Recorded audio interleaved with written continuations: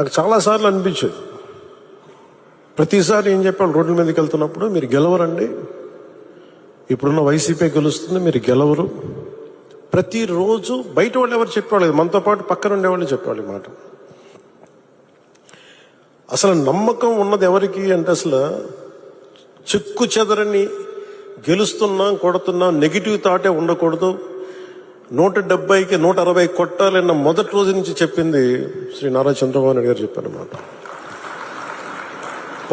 మనం అనుకుంటున్నాం, చేస్తున్నాం, చాలా జాగ్రత్తగా ఉంటారు, వ్యూహాలు ఉంటాయి, అన్నీ ఉంటాయి. కానీ ఎక్కడా కూడా ఆయన దగ్గర నుంచి నేను నేర్చుకుంది,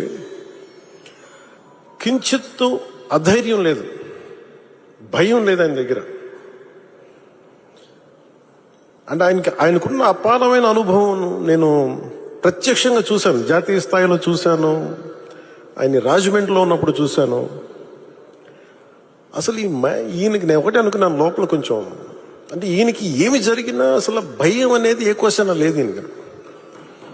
అంటే ధైర్యం తప్ప. నాకు చాలా చాలా ఆనందం వేసింది. అంటే ఒక వ్యక్తి ఎన్ని ఒడిదుడుకులు ఎదుర్కొన్నా, నిస్సత్తువతో అయిపోయినా, కుటుంబ సభ్యుల్ని కించపరిచినా, ఎన్ని రకాలుగా ఎన్ని అవమానాలకు గురి చేసినా, క్యాబినెట్లో తీసుకున్న నిర్ణయాలకి ఆయన్ని బలి చేసి ఆయన లోపల పెట్టి, ఎవరో అధికారులు చేసిన దానిపైన చెలవులు పలువులు కల్పించి ఆయన్ని పెట్టి ఆయన ఇబ్బంది పెడితే, ఆ రోజు నేను కలిసినప్పుడు అనిపించింది అసలు ఆయన గుండెల్లో చెక్కు చెదరలేదు ఆయనకి. ఆయన ఒకటే ఒక మాట అన్నారు, this is way of life, politics అది ఇట్లాగే ఉంటుంది, మనం భరిస్తాం ముందుకెళ్ళడం. నాకు అనిపించింది నేను ఆయన అలాంటి వ్యక్తి పక్కన ఉండి అడ్మినిస్ట్రేషన్ ఒకటి నేర్చుకోవడం, కష్ట సమయంలో అసలు ఎలా ఆయన్ని చూసి నేర్చుకోవాలి. ఒడిదుడుకులు, పొలిటికల్ ప్రాసెస్ ఒడిదుడుకులు ఉంటుంది, వ్యక్తిగతమైన దాడుల దగ్గర నుంచి కుటుంబ పరంగా అన్ని రకాలుగా. కానీ అట్లా తట్టుకొని అసలు ఎవరన్నా ఊహించలేం కదా. ఒక 53 రోజులు ఆయన్ని పెట్టి అలా ఉంచితే, నన్ను షూటింగ్లు చేయమంటే నేను చేయలేకపోయావాడిని, తప్పు సంకేతాలు వెళ్ళిపోతాయని. నేను డేట్స్ ఇచ్చినవి కూడా నేను ఆపేస్తాను ఆ రోజు. ఎందుకంటే ఆయన అంత సఫర్ అవుతా అని ఉంటే నేను బయటికి వెళ్ళి షూటింగ్ చేయడం కూడా నాకు ఇబ్బంది అనిపించేస్తుంది. నా ప్రొడ్యూసర్ చెప్పాను, 2 చేతులు క్షమించమని చెప్పాను ఆ రోజున. తప్పట్లేదు, నాకు రాష్ట్ర ప్రజల కోసం మారాలి ప్రభుత్వం, అందుకని చేస్తాను, దయచేసి మీరు అర్థం చేసుకోండి అని. అంత నేను చేయగలిగానంటే ఆయన తట్టుకున్న విధానం నన్ను కూడా ఎంతో కొంత ఒక చేయూతనిచ్చేలా చేసింది. నా స్వార్థం వల్ల వ్యక్తిగతంగా నేను ఎదిగిపోవాలి, నా కోరికల్లో రాష్ట్రం విభజన జరిగినప్పటి నుంచి ఈ రోజుకి మనం నలిగిపోతా ఉన్నాం. మనకి తెలంగాణలో మనం దాదాపు 3వ వంతున్నాం అభివృద్ధిలో. సంతోషం, మన తోటి తెలుగు రాష్ట్రం ఆనందం.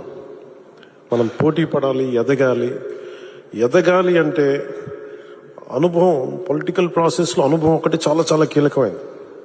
తెలివితేటలు ఉండొచ్చు, అన్నిటికంటే కూడా అందరినీ సమన్వయపరిచి, అందరినీ ఆకట్టుకోగలిగి, అందరినీ ఒక దారిని పెట్టగలిగి, కొంత మెత్తదనంతో మందలిస్తూ, కొన్నిసార్లు గట్టిగా చెప్తూ, అలాంటి నాయకుడు వెంట ఆయన నాయకత్వంలో మేమందరం పనిచేయటం నాతో సహా చాలా చాలా నాకు ఆనందంగా ఉంది.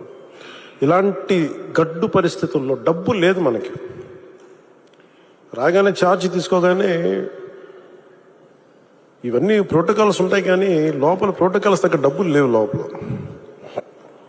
అలాంటిది ఆయన రాగానే ఈ 100 రోజుల్లో ఏమి చేసామని కీలకమని చెప్తే, ఏమైతే చెప్పారో మెగా డిఎస్సిని మేము పెడతాం, భర్తీ చేస్తామంటే 16,437 ఉపాధ్యాయ పోస్టుల్ని భర్తీ చేయడం. చాలాసార్లు పెన్షన్ గురించి మేము మాట్లాడుకుంటా ఉంటే చాలాసార్లు దీంట్లో నేను పెన్షన్ బాగా ఎక్కువ చేద్దామని అనుకుంటే, ఎలా సార్ పాసిబిలిటీ అంటే, కష్టంగా ఉంటుంది కానీ మనం పెంచాలి. ఆయనకున్న ఆకాంక్ష కూడా ఏంటంటే,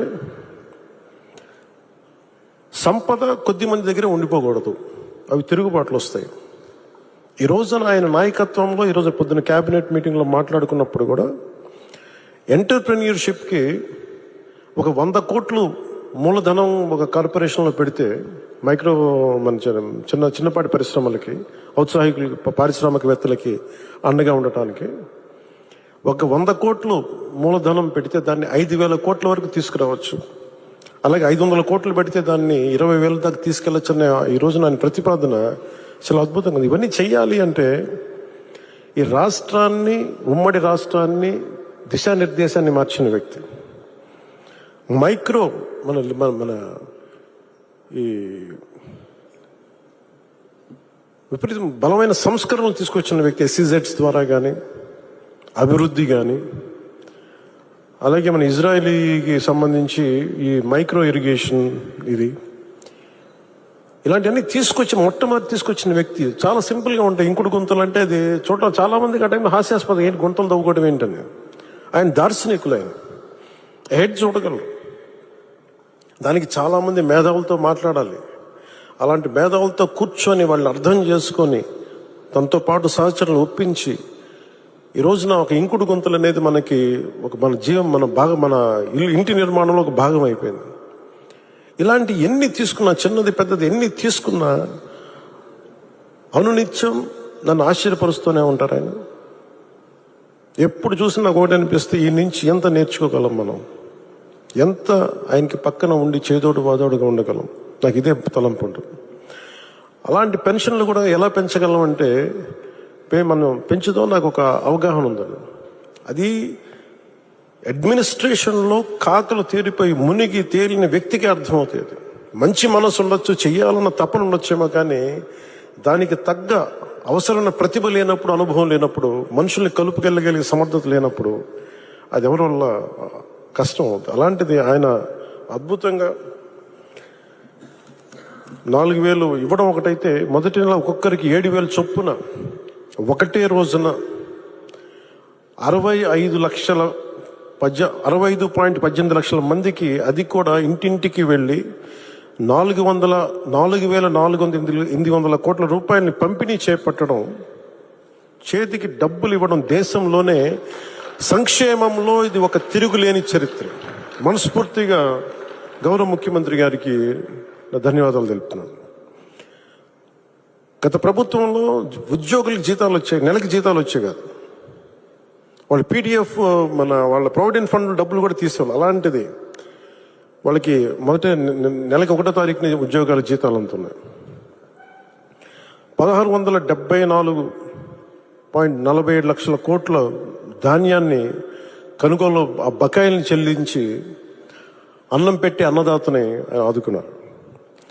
స్థానిక సంస్థలకి, పంచాయతీ సంస్థలకి అసలు డబ్బులు లేవు. అధికారులు యంత్రాంగాన్ని రివ్యూ మీటింగ్స్లో చేస్తున్నప్పుడు అడిగితే డబ్బులు రావాలి, ఏం చేయాలో తెలియట్లేదు అనే స్థాయి నుంచి ఆయనకి ఒకసారి నేను తెలియజేసుకున్నాను, ఇట్లా డబ్బులు కొంచెం ఒక రోజు సమయం ఇవ్వండి అని చెప్పి స్థానిక సంస్థలకి ఆయన 1,452 కోట్లు ఇచ్చి నిర్జీవం అయిపోతున్న పంచాయతీలకి, నీరసపడిపోతున్న పంచాయతీలకి తిరిగి ప్రాణం పోశారు చంద్రబాబు గారు. 1,452 కోట్ల రూపాయలు ఇచ్చి పేదల కోసం రాష్ట్ర వ్యాప్తంగా ఈ అన్నా క్యాంటీన్లు ప్రారంభించడం. నేను ఎప్పుడు అన్నా క్యాంటీన్లు తెలుసు కానీ, చూసేవాడిని కానీ, ప్రత్యక్షంగా వెళ్ళే నాకు ఇది ఉండదు. సో ఈ రోడ్లో వస్తున్నప్పుడు పొద్దున్నే ఒక రోజున ఎయిర్పోర్ట్కి వెళ్తా ఉంటే అన్నా క్యాంటీన్లు ప్రారంభించిన 3వ రోజు 4వ రోజు చాలామంది లారీ డ్రైవర్స్, ఈ మన బేల్దారి పనిచేసే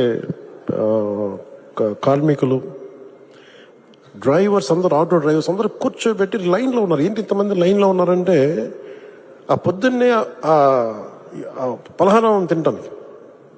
నాకు అనిపించింది, గత ప్రభుత్వం ఎలా వదిలేసింది అని చెప్పి. అన్నా క్యాంటీన్ని ఆయన ఎన్టీ రామారావు గారి పేరు మీద అన్నా క్యాంటీన్ ఎలా మూసేయాలనిపించింది. 10 మందికి అన్నం పెట్టేది, అది 10 మంది ఆకలి తీర్చేది, ఎలా తీసేసారు నాకు అర్థం కాదు. అలాంటిది అంతమంది లైన్లో ఉండి నిలబడి చూస్తూ ఉంటే నా కడుపు తరుక్కుపోయింది. నిజంగా తిరిగి అన్నా క్యాంటీన్ని ఆరంభించి కార్మికుల తాలూకా క్షుద్బాధని తీర్చిన చంద్రబాబు గారికి మనస్ఫూర్తిగా ధన్యవాదాలు తెలుపుకుంటున్నాను.